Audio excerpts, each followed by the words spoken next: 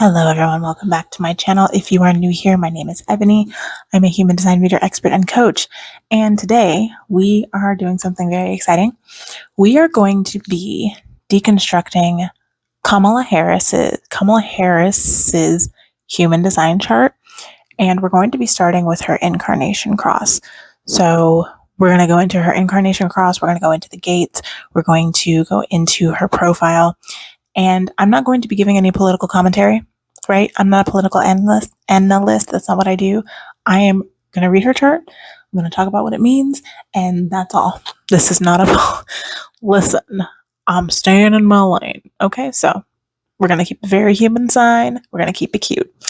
On a lighter note, if you're interested in getting your human design chart deconstructed and learning all about that, my readings are open.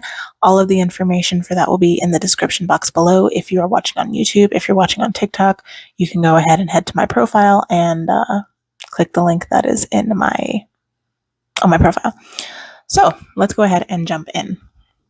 Kamala Harris has the incarnation cross. Okay, first let me explain what incarnation cross for those of you who may not know. Your incarnation cross is essentially your purpose in human design, right? It encompasses your biggest gifts that we see in your chart. It also tells us how you use those gifts, how those gifts are going to show up for you, and essentially the roles that you are going to play and how those gifts are going to manifest in those roles.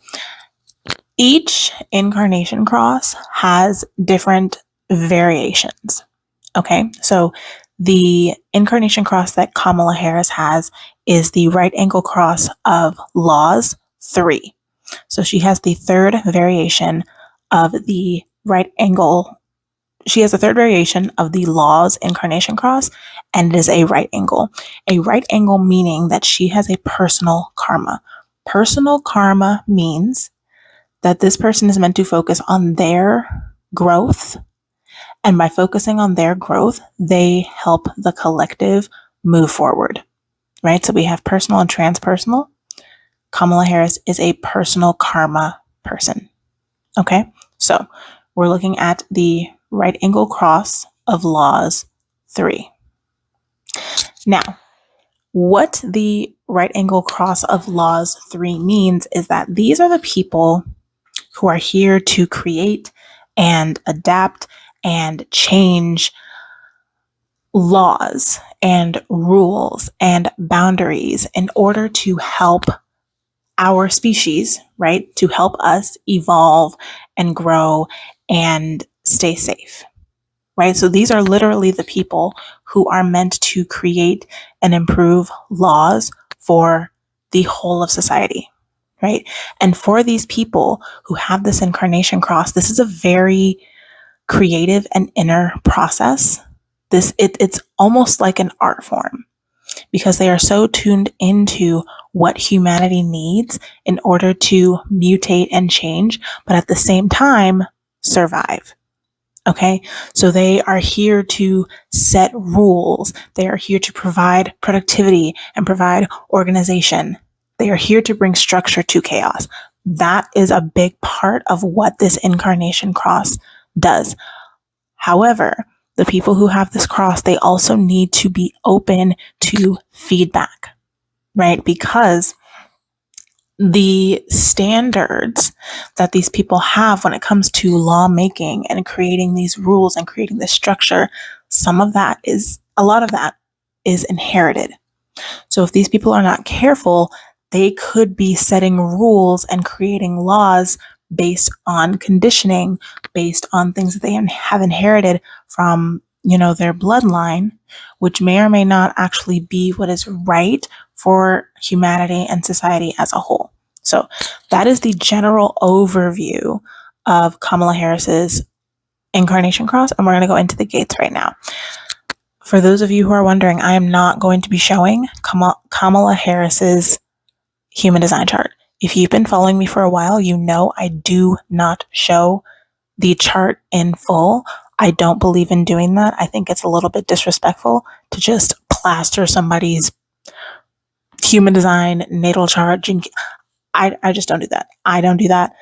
So if you're looking to see what her human design looks like, you can look it up on your own, but I'm not going to show that here. So, no. Okay, so moving into her conscious sun. She has her conscious sun in gate 50, and gate 50, my camera is crooked. Gate 50 is the gate of values. Okay, so we have what we're looking at here is the shadow of equilibrium, the gift of harmony.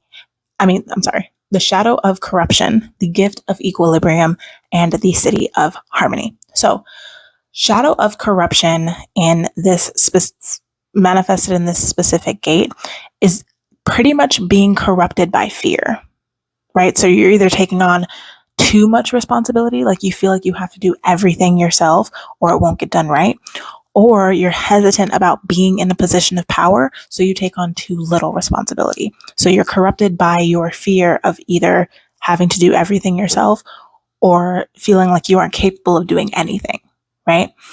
Now, when you step into equilibrium, you're coming to this understanding of, I can see that things need to be improved. I can see that things need to be improved. Do I have to be the one that needs to actually step in and improve them? Is there a way that I can delegate this to someone who is maybe more qualified, someone who has more information on this than me? That equilibrium, that balance of knowing this is something I need to step in for, or this is something I do not actually need to get directly involved in. Okay, because with the gate of values, you're establishing rules, right? You're establishing rules and laws, which we talked about when we talked about her incarnation cross, which we're still talking about. But you're also challenging rules.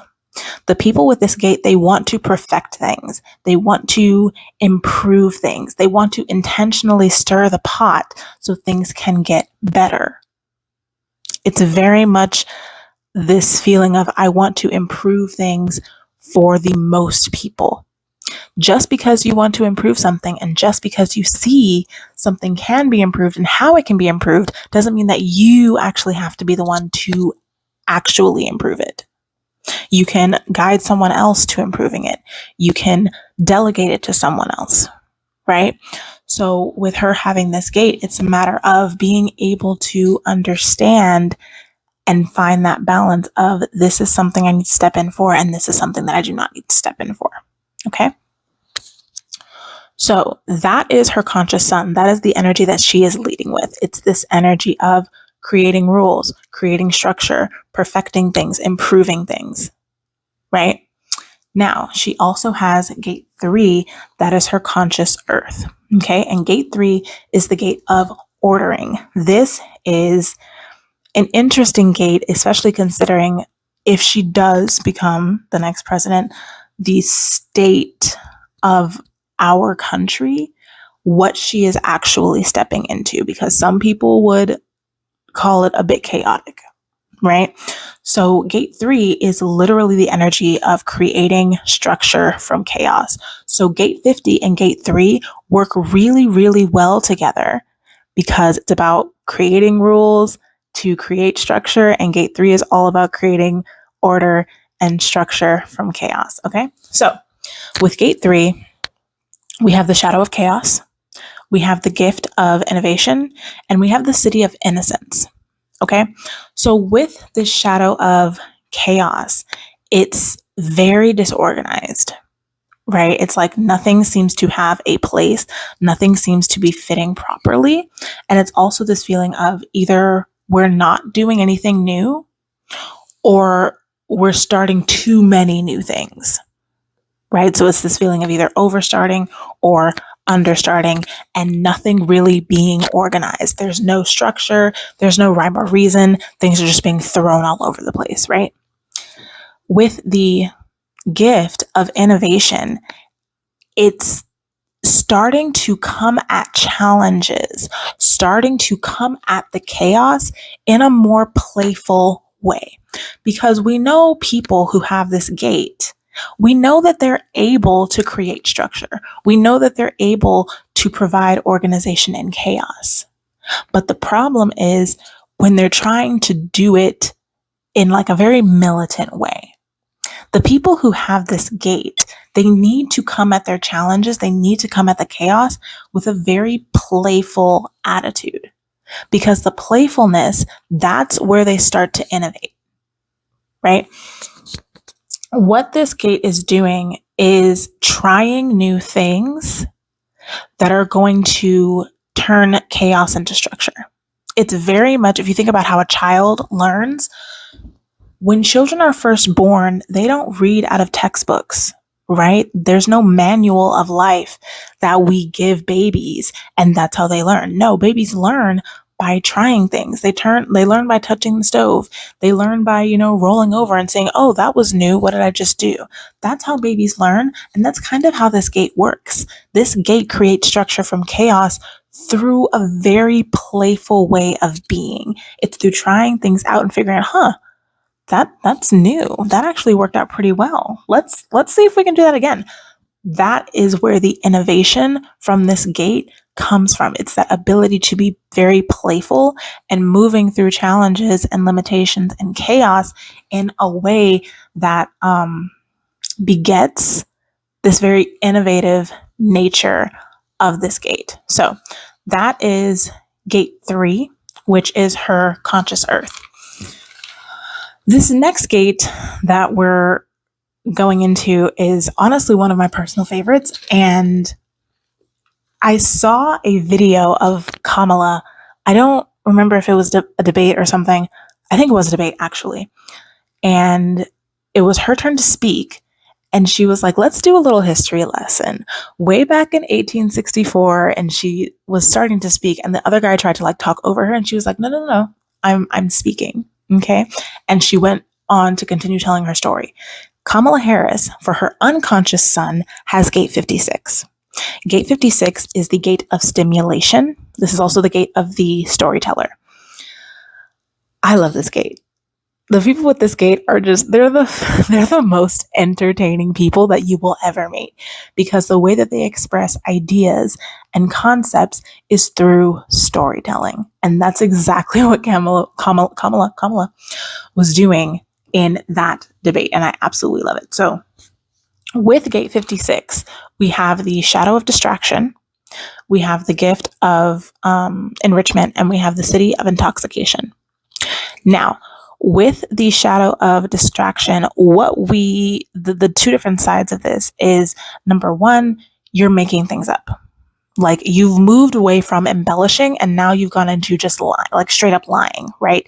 To get your point across, or creating drama so that you can make your stories feel more like, fanciful, right? It's this feeling of, I either need to make something up or I need to create drama so that I can get my point across and it won't feel boring. That's where the distraction comes in with this gate.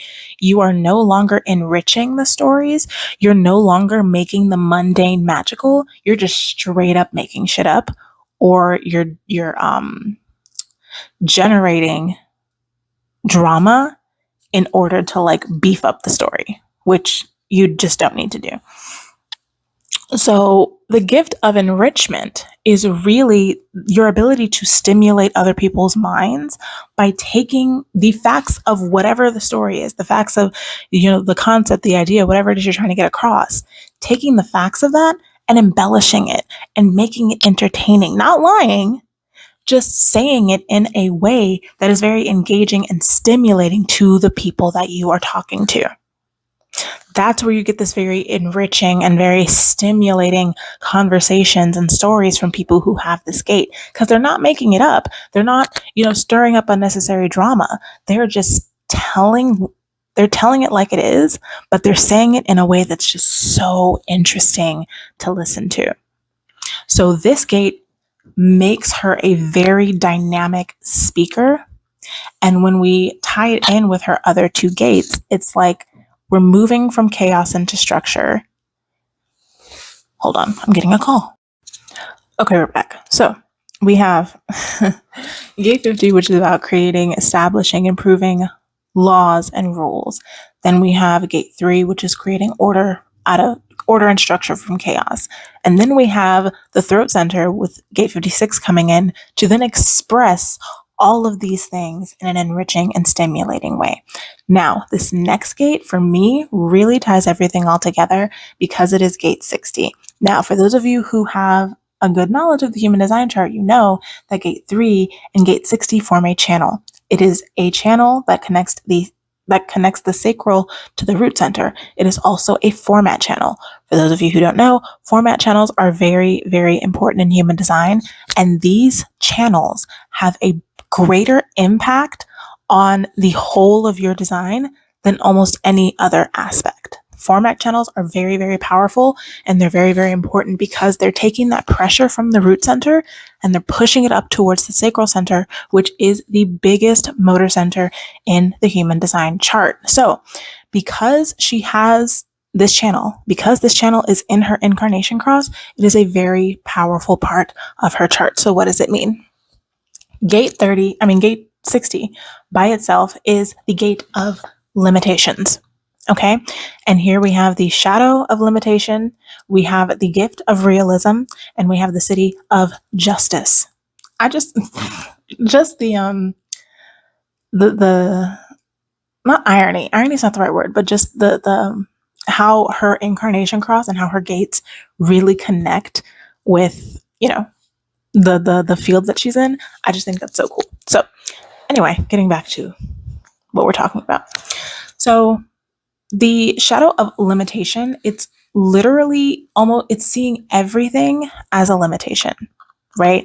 And it's causing you to either not wanting to start things or almost like forcing your will on everything, right? So either you have no control or you're trying to control absolutely every single thing.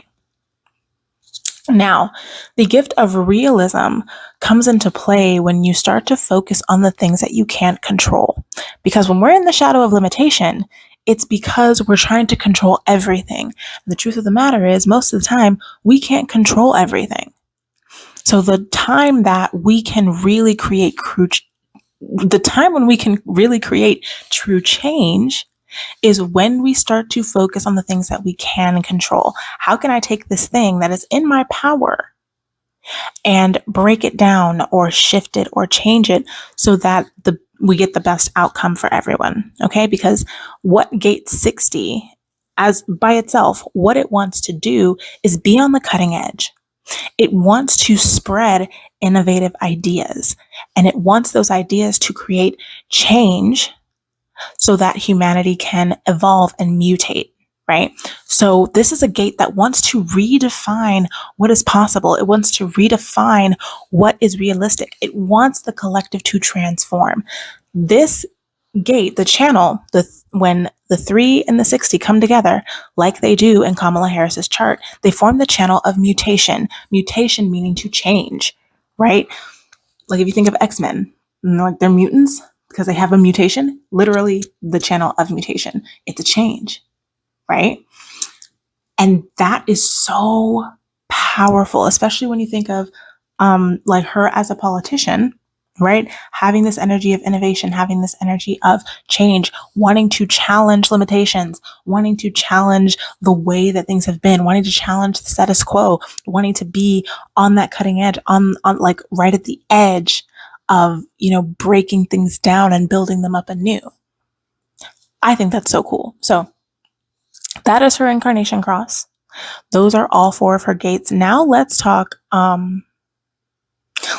little bit about her profile, because I think the profile is really an important part in human design, right? And it's so important that a lot of the times you will have more in common with people who have your same profile than you do with people who have the same type as you. Like that's how imperative understanding your profile is when you're looking at your human design chart, which is why I cover it so in depth in my human design readings. Shameless plug. Anyway, so, and I mentioned this on my TikTok yesterday. Kamala Harris is a 2-4. She is a 2-4, which means she is the hermit and the opportunist. Of the modern presidents, meaning presidents that served from the 1900s, the beginning of the 1900s, right? So 1901 to 2004, there has only been one other 2-4 president, and that was Bill Clinton. So if she were to be elected, she would be the second. Now, what does being a 2-4 profile actually mean? The 2-4s are here to surrender. They're very naturally talented people, and they're here to surrender to their natural talents and to their genius. Okay?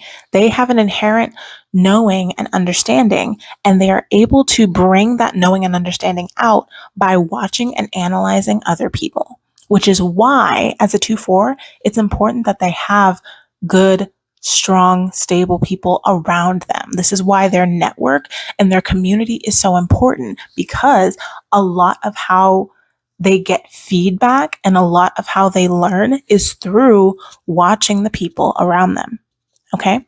Now, I will say, as a 2-4, it's going to be really important for her to not try and do everything by herself and not get caught up in this energy of trying to prove herself, which for a presidential race might be a little bit sticky, because it's really all about trying to prove to the American people that you're a better candidate than the other person, right? So I think that, although since she's been doing it for so long, maybe it'll be second nature for her, but as a 2-4, that might be a sticking point for Kamala, based on her profile alone. Okay. But the thing about 2-4s is that the things that they do just appear to be very effortless. They almost dance through life. And in Gene Keys, the 2 line is called the dancer. It's the line that just gets to like flow effortlessly from thing to thing, because they have this natural genius, because they have this inherent knowing. And as long as there's a lot of self-trust, as long as there is a nurturing environment and a balance between being around others and being alone, the 2-4 can really thrive in whatever it is that they decide to do.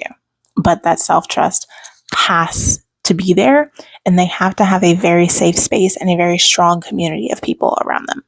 So that is pretty much it in regards to her incarnation cross and her gates and her profile. If you have any other questions about her chart, go ahead and put them in the comments and I'll be happy to answer them. If you are interested in getting a reading with me, go ahead, and if you're watching me on YouTube, click the link in my description box and it'll have all the information. If you're seeing this video on TikTok, go ahead and head over to my profile and click the link that's on my profile. Okay, hope this was helpful, and I will see you in the next video.